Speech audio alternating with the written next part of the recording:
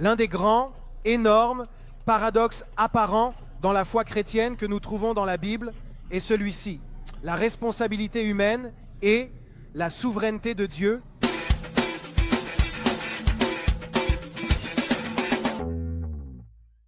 Lequel est-ce? La réponse, bien sûr, est oui.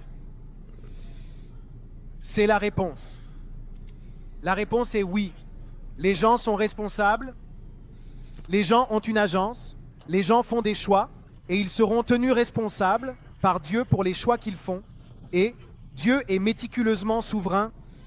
Alors laissez-moi interpréter ce qu'il vient de dire, car être très souverain ne signifie pas souverain comme tout le monde l'entend, ce qui signifie que le dirigeant a le droit de faire ce qu'il veut. Cela signifie qu'il contrôle vos choix. Dieu détermine ce que vous choisirez, mais vous faites toujours un choix réel, pour lequel vous êtes responsable et que vous serez tenu de rendre compte. La 7e boule a vraiment bougé, elle a vraiment fait ce qu'elle voulait, mais pourtant, Dieu est la première cause de celui qui a frappé la boule blanche pour la faire agir ainsi, mais mystérieusement, paradoxalement, la 7e boule est toujours responsable.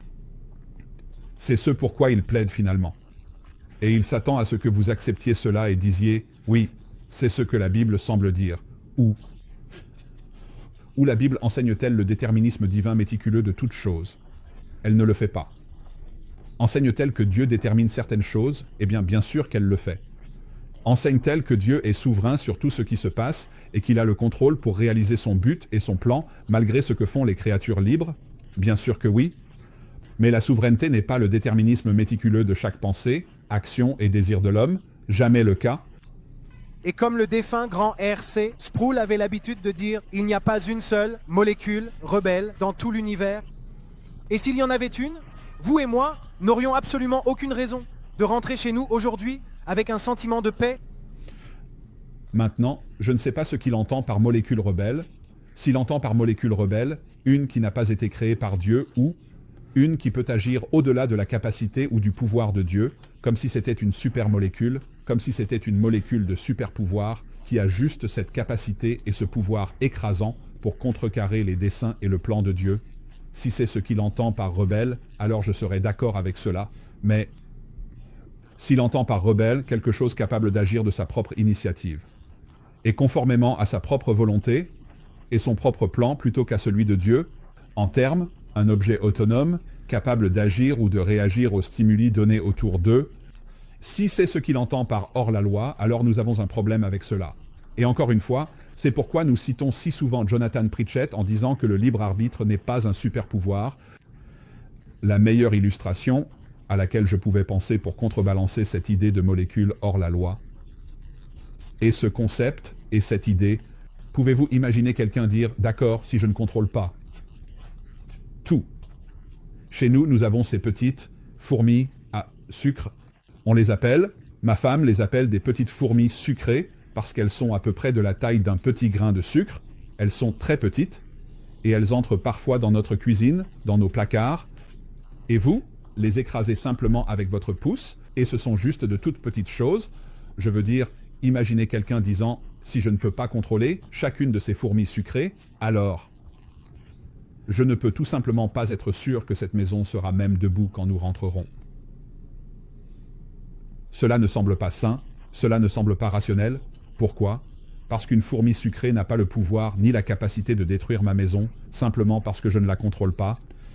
De la même manière, un homme ou un ange ou tout autre être dans ce monde, simplement parce qu'il n'est pas méticuleusement contrôlé par Dieu, n'a pas le pouvoir de contrecarrer son pouvoir, le pouvoir de le surmonter.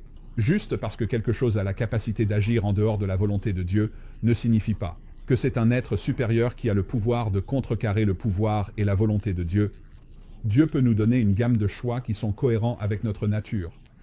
C'est pourquoi j'utilise l'analogie de l'échiquier, car cette analogie nous donne une plateforme sur laquelle argumenter, que les choix que nous faisons sont sur l'échiquier, ils sont sur cette planète. Nous n'avons que les capacités que Dieu nous a accordées sur cette planète. Donc ma capacité à aller à gauche ou à droite, à porter une chemise noire ou une chemise verte, à prendre ce travail plutôt que celui-là, tout cela se trouve dans les limites de cet échiquier, de cette terre et de la manière dont Dieu nous a créés. Mais si je fais un choix qui est contraire au désir et à la volonté de Dieu, cela signifie-t-il que je suis devenu une molécule rebelle, pour ainsi dire, ou un être rebelle qui peut, d'une manière ou d'une autre, contrecarrer le plan et le but global de Dieu. Et parfois, c'est ainsi que les calvinistes semblent le présenter. C'est-à-dire que si Dieu ne contrôle pas méticuleusement chaque pensée, action et acte de l'humanité, alors d'une certaine manière, il pourrait, par un super pouvoir, contrecarrer le plan et les desseins de Dieu. Et c'est pourquoi l'analogie de l'échiquier, où quelqu'un joue des deux côtés de l'échiquier, se pose la question, pourquoi jouez-vous des deux côtés de l'échiquier? Et l'homme répond, c'est la seule façon que je connaisse pour garantir ma victoire. Eh bien, c'est essentiellement ce que les calvinistes soutiennent à propos de Dieu. La seule façon pour Dieu d'assurer sa victoire, s'il contrôle toutes les molécules, s'il contrôle les mouvements des pièces blanches et noires, à la fois le bien et le mal, s'il contrôle tout, alors il est en contrôle, et donc rien ne peut contrecarrer son pouvoir et sa volonté. Et c'est la seule façon pour lui d'assurer sa victoire, c'est s'il joue des deux côtés de l'échiquier, c'est-à-dire s'il contrôle chaque molécule, contrôle chaque pensée, action et volonté de l'homme, il contrôle tout. Et ce que nous disons en tant que provisionnistes, et les Arméniens seraient d'accord, c'est que non, la souveraineté est bien plus grande que cela. Ce serait comme marcher le long de la promenade et trouver un autre maître d'échecs assis là derrière un échiquier avec. La lignée des meilleurs maîtres d'échecs qui ait jamais vécu, à perte de vue, et un après l'autre, ils viennent jouer contre lui, et il est si maître, si bon aux échecs, qu'il les bat tous. Cette vision de la souveraineté dit qu'il assure sa victoire en fonction de sa bonté, et de sa grandeur en tant que maître d'échecs. Il est le meilleur, des meilleurs, et c'est pourquoi nous savons qu'il va gagner, parce qu'il est meilleur que son ennemi, pas parce qu'il contrôle ce que fait son ennemi. C'est une vision plus élevée de la souveraineté. Nous disons, oui, la victoire est garantie. Pourquoi? Parce qu'il peut battre chaque molécule, pas parce qu'il contrôle chaque molécule, il peut battre chaque ange déchu, pas parce qu'il contrôle chaque ange déchu, il peut battre chaque pécheur qui choisit d'aller dans la mauvaise direction. Pourquoi? Parce qu'il est meilleur que chaque pécheur qui choisit d'aller dans la mauvaise direction. Et donc notre vision de la souveraineté est basée sur la grandeur et la bonté de Dieu, pas sur son déterminisme méticuleux de tout ce qui se passe. C'est un point de départ philosophique différent. Et les calvinistes croient vraiment qu'ils promeuvent la gloire, la grandeur, le pouvoir et la majesté de Dieu. Pourquoi et comment? En magnifiant son amour, comme le démontre la croix? Non, en magnifiant son contrôle sur ses ennemis, pas son amour pour les ennemis. Mais oui, l'événement le plus climactique de toute l'histoire humaine est la croix, qui est une démonstration de son amour pour ses ennemis, pas de son contrôle sur les molécules, les ennemis et les volontés des hommes. Cela démontre combien il les aime. Il renonce à son pouvoir pour des vases indignes. C'est le thème central de la croix. Pourtant, le thème central du calvinisme est le contrôle méticuleux de Dieu sur tout ce qui se passe, en tant que puissance et force. La meilleure façon de démontrer la puissance et la force dans notre monde, oui, est le contrôle et le pouvoir en étant capable de gérer chaque détail de ce qui se passe.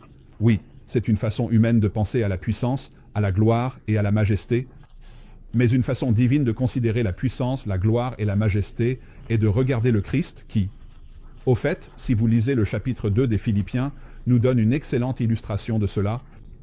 Regardez en arrière, laissez-moi agrandir cela pour que vous puissiez le voir.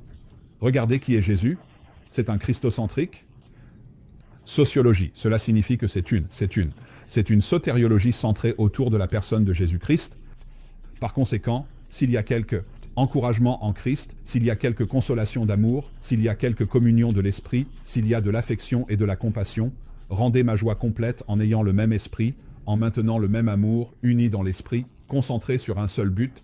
Ne faites rien par ambition égoïste ou vaine vanité, mais avec humilité d'esprit, considérez les autres comme plus importants que vous-même. Ne vous préoccupez pas seulement de vos propres intérêts, mais aussi de ceux des autres. Pourquoi dirait-il de mettre les autres en premier, si ce n'est pas la nature du Christ lui-même, la nature de qui est Dieu? Parce que Christ était la parfaite représentation de qui est Dieu. Ayez en vous l'attitude qui est aussi en Christ Jésus, qui, bien qu'il existât sous la forme de Dieu, ne considérait pas l'égalité avec Dieu comme quelque chose à revendiquer, s'est vidé lui-même en prenant la forme d'un serviteur et en étant fait à la ressemblance des hommes. Maintenant, certaines personnes interprètent cela comme Dieu vidant sa divinité.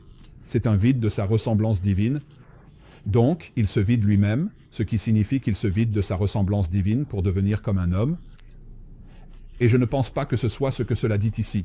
Je pense qu'il démontre en fait sa divinité ici. Il démontre sa puissance, sa force, sa capacité en se vidant lui-même. En d'autres termes, être comme Dieu, c'est se sacrifier pour la cause de quelqu'un qui ne mérite pas d'être sacrifié. Il se vide lui-même comme une démonstration de ce à quoi ressemble Dieu, et non comme une démonstration de comment se débarrasser de la divinité en lui. Donc, quand il se vide lui-même, il démontre à quoi ressemble la véritable gloire, la véritable puissance, la véritable majesté. Étant trouvé en apparence comme un homme, il s'est humilié en devenant obéissant jusqu'à la mort, même la mort sur la croix. Pour cette raison aussi, Dieu l'a hautement exalté et lui a donné le nom qui est au-dessus de tout nom. Et à ce nom de Jésus, tout genou fléchira. Alors, pourquoi fléchirons-nous au nom de Jésus? Parce qu'il contrôle méticuleusement tous ses ennemis. Est-ce la raison? Parce qu'il gère tout avec souveraineté, pour ainsi dire, un déterminisme méticuleux. Est-ce pour cela qu'ils vont fléchir? Ou vont-ils fléchir le genou devant sa gloire en tant que celui qui s'est donné pour les autres, a renoncé à son pouvoir, ne les a pas écrasés pour se donner une meilleure image, mais a plutôt permis qu'ils l'écrasent finalement, pour les sauver, se sacrifiant pour ceux qui ne le méritent pas?